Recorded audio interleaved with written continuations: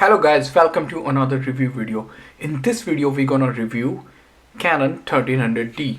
So here is how it looks like, and this camera is also known as Canon T6 in USA, and in Japan it's known with another name. I forgot the name what it is called in Japan.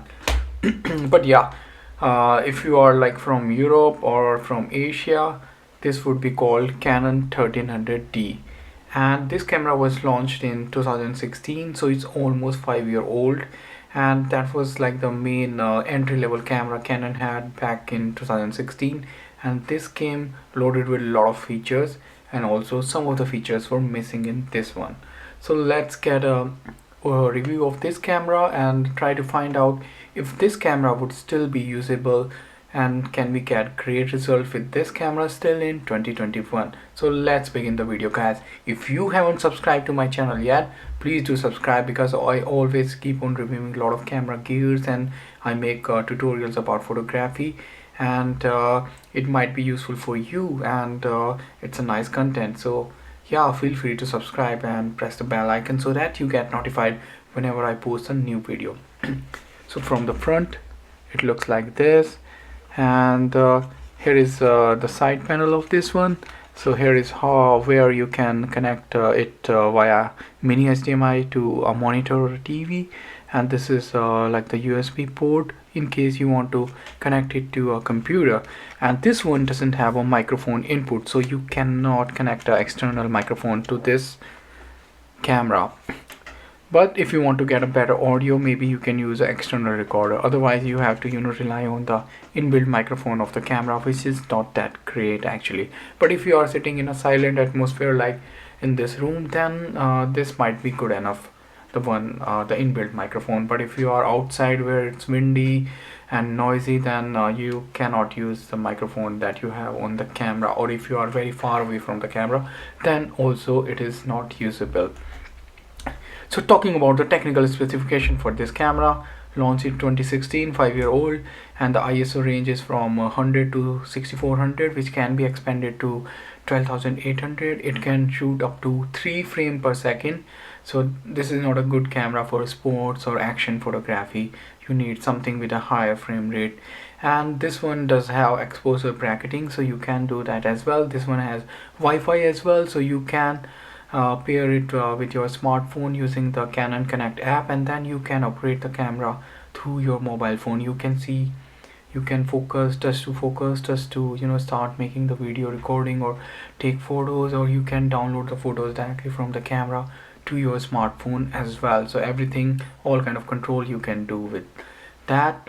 This one has 9 autofocus point, and only the middle one is a cross type, and this can shoot full HD video up to 30 frames per second, which is still good enough, not that bad. You can use those kind of videos even for YouTube, or if you want to use a 4K video, you can oversample those videos, convert it to 4K, and then upload to YouTube. But the 1080p video from the camera is not bad. Actually it's quite good. I really liked it, and it also support the 24 frame per second as well. And you can, if you want to shoot in HD 720p, you can shoot that as well, but I don't recommend it. And talking about like the flash, it does have a pop-on flash, and from the top it looks like this. So it is a standard Canon dial, so you have different modes depending on like if you want to shoot in fully manual or aperture priority or shutter priority or program mode, you can put the dial on that mode. And for the video, this is the last one. If you want to shoot video, you have to move the dial over here, and then you can set your shutter speed, aperture, ISO, and those kind of features, and you can start focusing to take photos. Now talking about the image quality out of this camera, so I'm gonna put on the screen the photos that I have taken with this camera, so you can see for yourself. Personally, I really like the photos, and all the photos that I took were taken with this 1855mm kit lens, and the autofocus on this lens was fairly okay.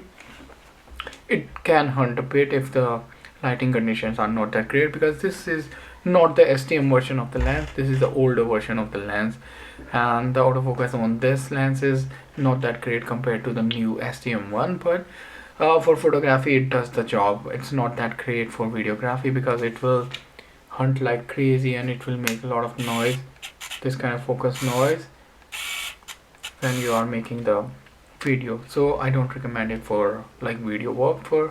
But for photography it's a good lens and you can get great results with this as well. But if you have a 50 mm f1.8 mm prime lens, then you can get even better result, because then you can blow up the background, get a nice background blur and get some really nice portraits shots with this camera. And this one is a 18 megapixel sensor, and 18 megapixel is still more than good enough in 2018. And yeah, I mean rest of the features are like pretty much similar like you see on any other Canon camera. So from the back it looks like this, like most of the Canon camera does. And the one bad thing about this camera was that, you know, the SD card slot is inside the battery compartment, so which is something I didn't like, because if you have this camera on a tripod then it's a bit messy to, you know, take out the card. You have to, you know, take the camera off the tripod, you have to unscrew the that screw that you have to hold it onto the tripod on, and only then you can take out the SD card. Okay, talking about the good thing about this camera, it's a great camera. You can get great images out of this camera, straight out the camera. The images looks really good because it has that great Canon color science, and the skin tones are really awesome. You don't need to, you know, mess around much with the editing of the image. You can pretty much use the JPEG directly from the camera and you get great images. And the ergonomics of the camera is really good. This is a really nice grip. I mean, it is really nice to hold and it doesn't feel like that the camera would fall from your hand. And the weight of the camera is also not that much. It's around 480 grams. So if you have combined the battery and the lens weight, so it would be around 650 grams, which is really a lightweight camera and really nice for traveling as well, because it's not that heavy as well. Only downside to this camera that I can say is that, you know, it doesn't have the microphone input to record the video using a mic. And also, like, if you are in a video, it lack a continuous autofocus, but you can change the autofocus during the video. Look, for example, if you are recording a video and you want to focus on some other object, so you can do that, you know, by pressing this shutter button and moving around the focus point. But like if you talk about continuously, you know, trying to focus an object, then it lacks that. But that's okay, like, because it's a 5-year-old camera and the autofocus was not that great at that time, but the video quality is quite great out of the camera as well. I'm gonna put like some sample video footage as well that I've taken with this camera, so you can check for yourself how the video quality is gonna look like. Okay guys, now I'm trying to focus on this leaf. I'm using the 1855mm kit lens. It's not an STM lens, that's why it's sounding like crazy and making some kind of noise. But when the leaf is in focus, then you can see it is very sharp in the video, and the background blur is also quite good. Even with the 1855mm kit lens, the video quality looks really great out of the camera. I will try to now, you know, focus on the background, those, you know, autumn leaves lying on the ground. So just trying to focus. Now it's in focus and it looks quite good and sharp out of the camera. So if you are using an STM lens, that would be better, then you won't get this noise in your video. Okay guys, so final thoughts.